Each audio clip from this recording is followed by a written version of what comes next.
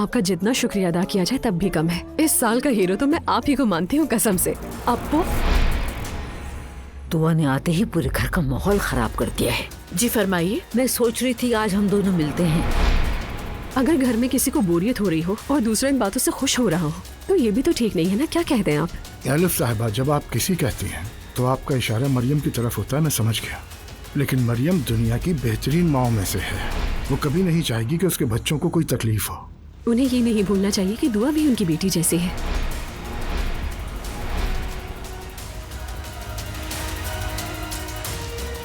ये तुम्हारे लिए। हमने कल रात क्या बात की थी और अब तुम यहाँ क्या कर रहे हो? कहो, मैं तुम्हारी खुशी के लिए क्या कर सकता हूँ? मैं सब कुछ करने के लिए तैयार हूँ। शायद तुमने बहुत देर कर दी इसके लिए। बहुत हो गया तुम्हारा ड्रामा। तो अब धमकी देकर आजमाना चाहते हो मुझे? तुम यहीं बैठी रहो और लोगों की बातों में आती रहो। बहुत जल्द तुम्हें मुझसे नफरत भी हो जाएगी। मैं फोन करने के लिए तुम्हारे पुरस्कुन होने का इंतजार कर रहा था। हमें कुछ जरूरी बातें करनी है। मैं मिलना नहीं चाहती, ना बात करनी है।